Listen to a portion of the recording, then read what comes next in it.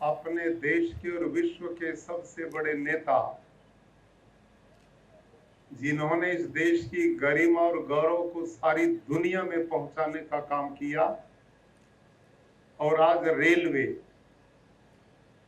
उनके जीवन को जब हम पढ़ते हैं तो प्रधानमंत्री श्रीमान नरेंद्र मोदी जी ने बहुत लंबे काल तक अपनी जितनी भी यात्राएं हैं लगभग सारी रेलवे से पूरी की और उन्होंने पूरे देश का भ्रमण रेल के माध्यम से किया। और वो बहुत अच्छी तरह जानते थे कि रेल भारत की जनता के लिए कितनी आवश्यक है और इसमें किन किन सुविधाओं की जरूरत है। भाई और बहनों, आप और हम जो मेरी आयु के लोग हैं बहुत अच्छी तरह जानते होंगे, अब तक जब हम रेल में यात्रा करते थे तो जब रेल में बैठे बैठे इंजन की गति धीमी होती थी और बदबू आनी शुरू हो जाती थी तो समझ लिया जाता था अब स्टेशन आने वाला है। ये हमारी रेलवे की व्यवहारिक पहचान थी। बड़े बड़े जितने स्टेशन थे वहां उतनी ही गंदगी का अंबार होता था। लोगों का झोपड़ी झुग्गी वालों के शौचालय स्थल जो थे वो रेलवे लाइन होती थी और हमारी रेलवे कभी समय पर नहीं चलती थी। लोगों के समय की बहुत बुरी तरह से बर्बादी होती थी और हमारी रेलवे का हाल बड़ा जर्जरित अवस्था में होता था। लेकिन इच्छा शक्ति, एक व्यक्ति की सोच कितना बड़ा परिवर्तन कर सकती है बहुत थोड़े समय में, ये हमने पिछले इन 10-11 वर्षों में देखा है। आदरणीय प्रधानमंत्री श्रीमान नरेंद्र मोदी जी ने जहां भारत का चहुमुखी विकास किया है, कोई ऐसा क्षेत्र नहीं है कि जहां पर व्यक्तिगत उन्होंने उस विषय का महत्व देकर के आगे बढ़ाने का काम ना किया हो।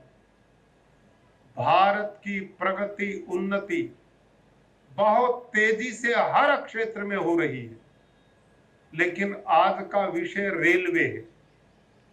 रेल का इतना बड़ा नेटवर्क देश में है। देश के 140 करोड़ लोग, सबसे ज्यादा यात्रा का कोई माध्यम उनका है तो वो रेलवे है। और रेल जितनी सुविधाजनक होगी, समय पर चलेंगी, उतना ही भारत विकसित भारत की ओर बढ़ेगा।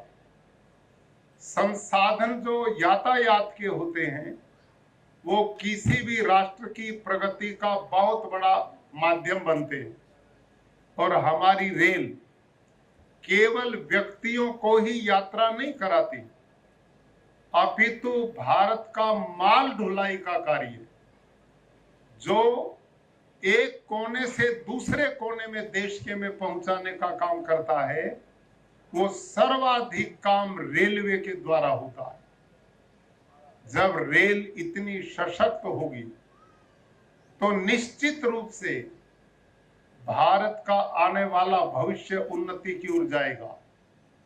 और रास्ते में मैं जब आ रहा था, मेरे एडीसी साहब आदरणीय श्री बलराम मीणा जी, वो इन दिनों एसपी दाहोद होते थे, उन्होंने मुझे बताया रास्ते में ही 2022 में प्रधानमंत्री जी ने वहां रेल के इंजन बनाने के कारखाने की आधारशिला रखी थी और टारगेट फिक्स किया था 2026 में वहां इंजन बनने शुरू हो जाएंगे। लेकिन प्रधानमंत्री जी की गति अनुपम है। उन्होंने 2026 नहीं, अपितु अभी 26 को आ रहे हैं, इसी एक साल पहले 9000 हॉर्स पावर का इंजन वहां पहला आ जाएगा बाहर कारखाने से बन करके। ये कितने बड़े गौरव की बात है। वो इंजन इतना शक्तिशाली बनाया है कि अब हमारी माल ढुलाई की रेलवे के पीछे डिब्बे ज्यादा जुड़ सकेंगे, उसकी रेल की गति स्पीड ज्यादा होगी और इससे हम अपने देश की प्रगति में बहुत बड़ा योगदान दे सकेंगे। यानी कि एक व्यक्ति जो बोलते हैं वो करते हैं, समयबद्ध करते हैं, बल्कि समय से भी पहले करते हैं। और प्रधानमंत्री जी के बारे में एक सबके मन में धारणा, अब तक जो हमने देखा, जिस भी जहां भी जिस कारखाने का जिस भी वस्तु का उन्होंने शिलान्यास किया है, अपने हाथ से ही उसका उद्घाटन भी किया है। नहीं होता क्या था अपने देश में, लोगों की आंख में धूल झोंकने के लिए किसी चीज का शिलान्यास की तो पट्टियां लग जाती थी, लेकिन वो बनेगी कब इसका कोई निर्धारित समय नहीं होता था। बहुत पुराने समय की आज भी पट्टियां कई जगह लगी हुई हैं और वो बेचारी टूट करके गिर रही है। इस परंपरा को बदलने का काम बहुत बड़ा पूरे देश में, ये केवल गुजरात नहीं, पूर्व से पश्चिम, उत्तर से दक्षिण, आप पूरे देश में घूम जाइए, रोड नेटवर्क अभूतपूर्व बना है। अमेरिका में भी इतनी बढ़िया सड़कें नहीं बनी जो भारत में बन रही हैं। आज हमारे एयरपोर्ट ऐसे बन रहे हैं जो दुनिया में कहीं नहीं है। आज हमारी रेलवे जो बहुत जरूरतमंद थी इस प्रकार की सुविधाओं के लिए, हमारे रेलवे स्टेशन वही पुराने जमाने के टूटे फूटे बेहाल, जहां गंदगी का अंबार, कोई व्यक्ति कहीं शौच और बाथरूम के लिए जा नहीं सकता था। आज पहली कड़ी में, ये प्रारंभिक कड़ी है, इसमें आज 103 रेलवे स्टेशन भारत देश के विभिन्न भागों में एकदम जिनका जीर्णोद्धार करके नवीनीकरण किया गया है, उसका शुभारंभ आदरणीय प्रधानमंत्री जी के कर कमलों के द्वारा कुछ ही क्षणों में हमारे बीच में होने वाला है। ये कितनी गर्व की बात है। और ये पहला अंतिम कार्यक्रम नहीं, ये तो प्रारंभ हुआ है। और इसके साथ प्रधानमंत्री जी की बहुत बड़ी सोच कि जिस नगर में जो रेलवे स्टेशन बनेगा और उस नगर से जुड़े हुए जो महापुरुष हमारे हुए हैं, जो धार्मिक हमारी परंपराएं रीति रिवाज रहे हैं, जो हमारी विरासत रही है, उन सब को उस स्टेशन में समाहित किया जाना चाहिए, ताकि आने वाली पीढ़ियां रेल की प्रतीक्षा करते समय वहां पर लगी उन तस्वीरों को देखे, वहां पर लेखन पट्टियों को देखे, वहां के किसी महापुरुष की जीवनी को देखे और उसको गर्व पैदा हो कि हम उस देश के लोग हैं जहां इस प्रकार के महापुरुषों ने आने वाली पीढ़ियों के लिए मार्ग प्रशस्त किया। करमसद रेलवे स्टेशन आदरणीय सरदार वल्लभ भाई पटेल की जन्मभूमि, उनके जीवनी पर इस रेलवे स्टेशन में एक विचार दिया गया है, ताकि उनकी शिक्षाएं, उनकी कर्म योगी का जीवन हम सब के लिए प्रेरणा बने। और जैसा यहां पर किया है वैसा पूरे देश के स्टेशनों पर किया जा रहा है। आज रेल हमारी समय पर आती है और वो बड़ी साफ सुथरी, आपने कभी वंदे भारत में आप बैठे होंगे, उसकी स्पीड चलते हुए आवाज जहाज की स्पीड से भी कम है। आवाज उसमें जहाज की आवाज से भी कम है। कितनी सुविधाजनक वो बनाई। और अब बुलेट ट्रेन जिस पर बहुत तेजी से काम चल रहा है, भारत की पहली ये योजना गुजरात और मुंबई को आपस में जोड़ने वाली है। लोग मजाक करते थे जब बुलेट ट्रेन की बात प्रधानमंत्री जी ने रखी, तो लोग कहते भारत और बुलेट ट्रेन ये कभी हो सकता है? सपने दिखाए जा रहे हैं, ऐसे ऐसे लोग बोलते थे। लेकिन वो सब कुछ आज जमीन पर आप लोगों के सामने होने जा रहा है। वंदे भारत आज पूरे देश की शोभा बन चुकी है। आज लोग उसमें यात्रा करना गर्व मानते हैं। हम जापान की बात करते थे, चाइना की बात करते थे, विदेशों की बात करते थे। आज वो सब कुछ भारत में हो रहा है। और मेक इन इंडिया जो शब्द माननीय प्रधानमंत्री जी ने दिया, मेक इन इंडिया के द्वारा आपने कोई ऐसा क्षेत्र नहीं जिसमें क्रांतिकारी परिवर्तन न देखा हो।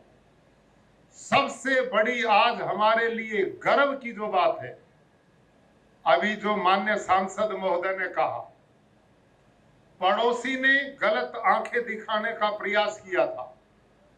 पहली बार ब्रह्मोस जो भारत में बनी हुई मेक इन इंडिया की मिसाइल, जिसने भारत के पाकिस्तान के 11 एयर पट्टिकाओं को ध्वस्त करने का काम किया, और कितना कुल 25-30 मिनट में काम कर दिया। इससे बड़ा सफल प्रयोग मेक इन इंडिया का दूसरा नहीं हो सकता। और उसका परिणाम क्या हुआ कि आज सारी दुनिया के लोग, अनेक देश भारत से आधुनिक इस प्रकार के हथियारों की डिमांड कर रहे हैं। आज हमारी वस्तुओं की प्रामाणिकता इतनी मजबूती से बढ़ी है, हमारी हर चीज बड़ी मजबूत, टिकाऊ और स्थायी है। ये एक नई सोच भारत के लोगों ने करके दिखाई है। तो भाई और बहनों, आज जिस दिशा में हमारा देश तेजी से प्रगति कर रहा है, ये सब हमारे नेतृत्व की दृढ़ इच्छा शक्ति का परिणाम है।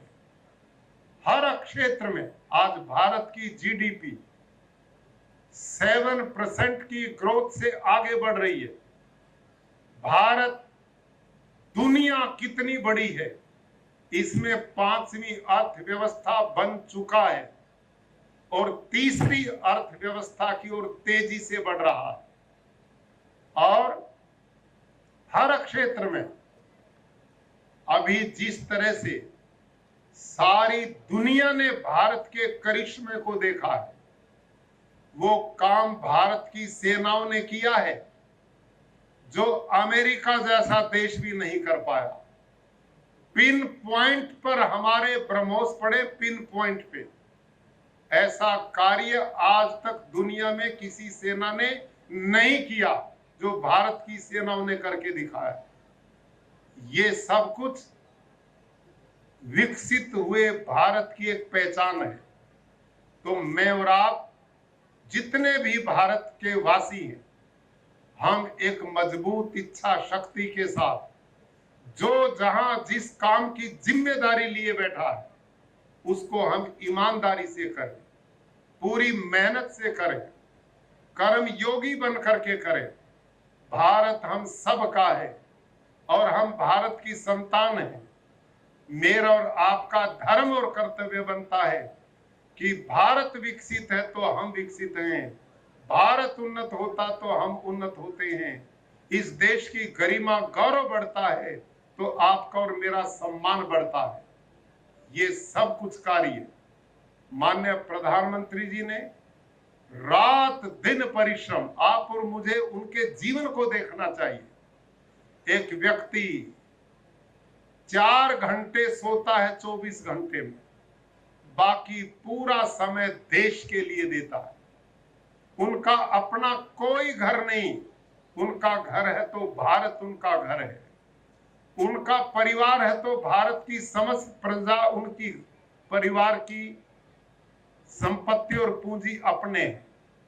ये सोच कोई किसी भौतिक वस्तु से जिसका लगाव ना हो, आज भाई और बहनों सारी दुनिया में, मैं एक बात कह रहा हूं इसे ध्यान से सुनना, आज सारे वर्ल्ड में, सारी दुनिया में कोई ऐसा प्रधानमंत्री बताए जिसके पास गाड़ी तो दूर साइकिल भी ना हो, ऐसा कोई प्रधानमंत्री इस प्रकार का त्यागी, तपस्वी, रात दिन राष्ट्र के लिए सोचने वाला, रात और दिन केवल राष्ट्र प्रथम का भाव, ये सौभाग्य आप और मेरा है जिसको ऐसे महान यशस्वी प्रधानमंत्री मिले।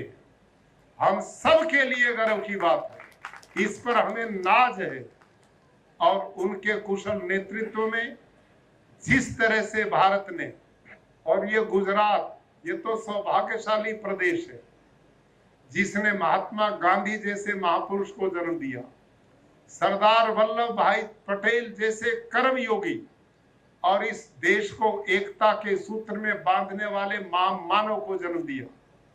और आज इसी गुजरात ने दो ऐसे महामानव, आदरणीय अमित शाह जी और माननीय प्रधानमंत्री नरेंद्र मोदी जी जैसे लोग, जिन्होंने पूरे देश का नेतृत्व करके और हर क्षेत्र में देश के गौरव, प्रतिष्ठा और सम्मान को बढ़ाया। एक जमाना था भाई और बहनों, विदेशों में भारत के लोगों को कोई नहीं पूछता था, हमारे पासपोर्ट का कोई महत्व नहीं था। हमारे बड़े बड़े नेता देशों में चले भी जाते थे, वापस भी आ जाते थे, न उनके जाने का पता लगता था न वापस आने का पता लगता था। आज भारत के प्रधानमंत्री जिस देश में जाते हैं, आगे वाले देश के लोग महीनों पहले उनके आगमन की प्रतीक्षा और तैयारी करते हैं। और सारी दुनिया के देशों के सबसे बड़े जो सम्मान है, वो सारे दुनिया के देशों के सम्मान प्रधानमंत्री जी ने भारत के लोगों के चरणों में ला करके रख दिए। ये छोटी बात है, कितना बड़ा सम्मान है। ये एक व्यक्ति की प्रतिष्ठा है, एक व्यक्ति का आत्मविश्वास है, एक व्यक्ति का कर्म योग और राष्ट्र के प्रति समर्पण का भाव है। तो आज हमारे ये रेलवे स्टेशन जो नवीनीकरण होकर के आज दिव्यता लिए खड़े हैं, ये पूरे देश में अभियान चलेगा और हमारी रेलवे का पुनरुद्धार होकर आने वाले लोगों के लिए, हम सब के लिए ये समय भी बचाएगा और देश की उन्नति प्रगति में सहयोग भी करेगा। आज के इस अवसर पर मैं आप सबको बधाई देता हूं इस सुंदर कार्यक्रम की, और प्रधानमंत्री जी का हम सब देशवासी हृदय से धन्यवाद भी करते हैं कि उनके नेतृत्व में देश जो चहुमुखी विकास कर रहा है, हम उसे अपनी आंखों से देख रहे हैं। ये हम सब का सौभाग्य है। इन्हीं शब्दों के साथ आज के इस पवित्र मिशन में हमारे रेलवे विभाग के आदरणीय राजू भाई फड़के जी और इनकी पूरी टीम, जिनके नेतृत्व में सुंदर कर्मसद का रेलवे स्टेशन बना, इनको भी साधुवाद और बधाई। और रेलवे के सभी भाई और बहनों को भी जो अपना पूरा समर्पण से सहयोग करते हुए लोगों की सुविधा में लगे, उनके लिए भी हमारी शुभकामनाएं। धन्यवाद।